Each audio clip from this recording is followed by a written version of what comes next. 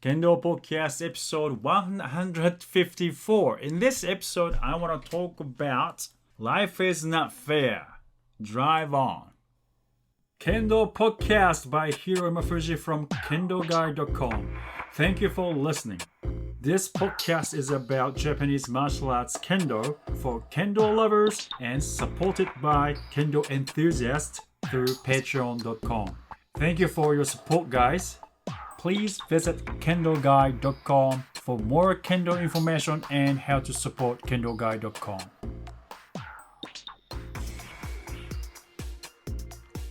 Welcome to Kendo Podcast episode 154.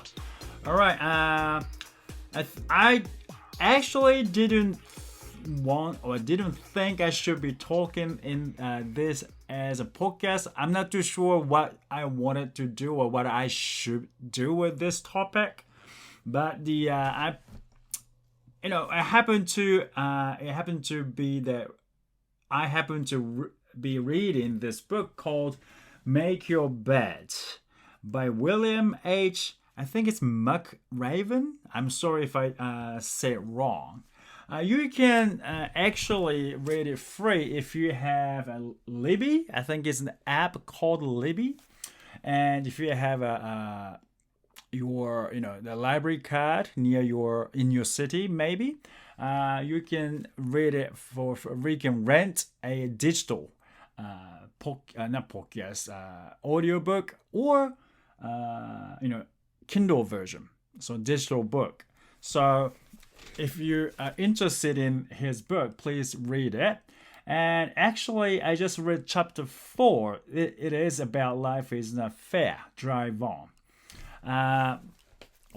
He is I think he's in Navy. I'm sorry, I just read through, so I don't remember the details. But main point is that his this athletic lieutenant who taught the writer life is not fair, right, had an accident when he was cycling, cycling, and he had a crash with another cyclist, and that left him paralyzed, and he lived in a wheelchair afterwards. But when the writer visited him, every time he saw the writer saw this lieutenant who had an accident, he never once complained. He didn't hear anything about this. He's complaining about his life, and he's never asked why me. And he never once did he display an ounce of pity for himself. That's the very word from his book. And at the very end of the chapter, he said, "Stand tall, look to the future, and drive on." I think it's very similar to Kendo, and it's about life, so it is the same. Basically, whatever happens to you in Keiko, it's not very pleasant. Maybe it's not very pleasant to you, right? We have a bunch of different people at the even at the dojo, right? It's not we don't really have same ideas in each people. The reason each person started Kendo is different, and the way they look at Kendo is different. It doesn't have to be all the same, right? So unfortunately, I know someone who got hit very hard. At my dojo, that happens a lot. Someone hit very hard and someone doesn't hit very hard, and someone thinks that's the way it is, or someone doesn't think that's the way it is, right? And everyone is different. But one thing I'm sure, I think I have to be clear, or everyone should know, no one wants to hurt. That's the basic understanding, at least at my dojo. I hope they think like that. no one should hurt their training partners on purpose. Basic understanding, agreement. All right.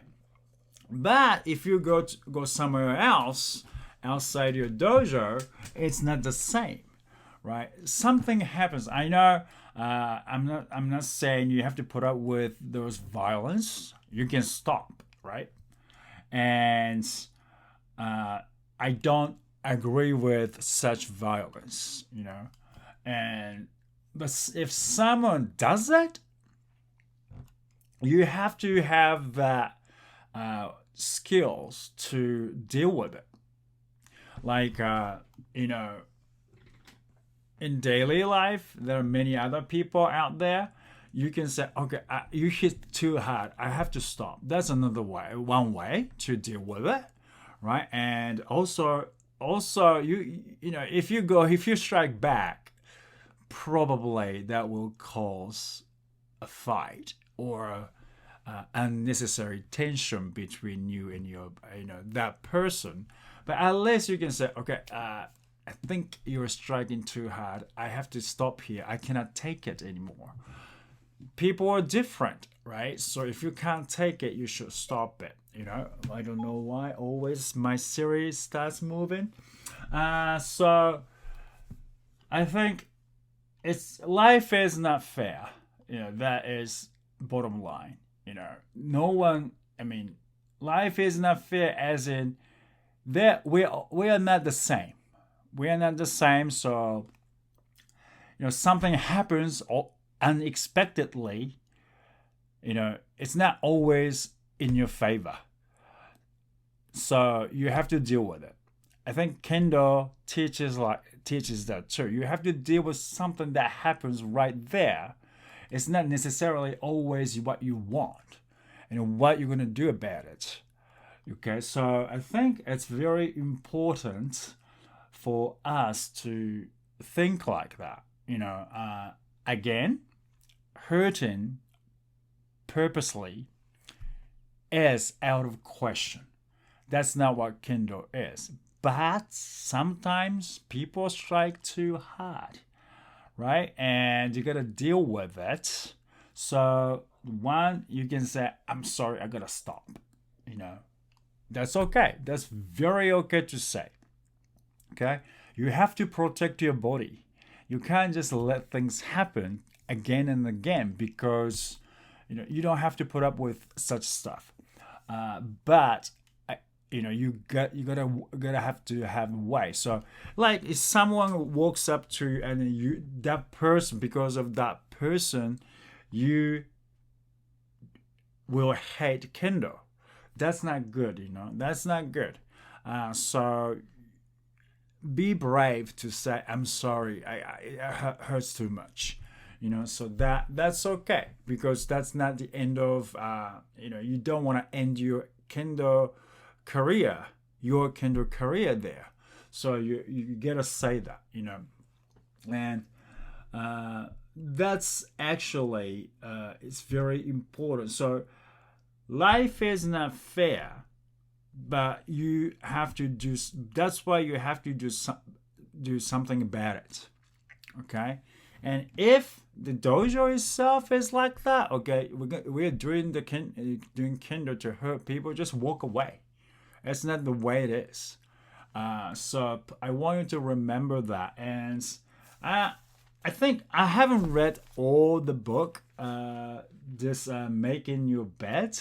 I think it seems like it's really close. I mean, so up to now, I think it's very close or same as Kendo. This person learned this how to deal with life through what he did, which I think is Navy. But we are learning that through Kendo. So exactly the same thing, but different ways. We are learning through different ways. But we understand the same thing. We are learning the same thing. Judo, Kendo, Kyudo, Iaido, something Do, Kado, Shodo, kado is flower arrangement, and shoto is the way of writing. So, you know, it, whatever the do means, the way of life. So, it doesn't matter if you don't think kendo is for you. You can do something else, But life is not fair. Something happens. Maybe something happens to me. Maybe today, after I after I finish with this podcast, and then I won't be able to do kendo anymore. That might happen, but my life goes on, and I can't just go. Well, probably I'll be disappointed, and then probably I go, I will be depressed for a while, maybe. But life goes on, right? So I'm not hoping that a consequence, that result, but we have to prepare for everything. That's what I teach at the not judo, at the kendo, the dojo. We have to prepare. We prepare for a fight. That's why we do such and such and such at the dojo. So I have to be prepared for fight, which is life. I think that way. I don't know how you think, but probably if the reason I do kendo is I can learn from kendo, and I can learn life from kendo. So this is a very short podcast. I hope you enjoyed this podcast, and then find a way to deal with your life. Thank you for listening, and I'll see you in the next podcast.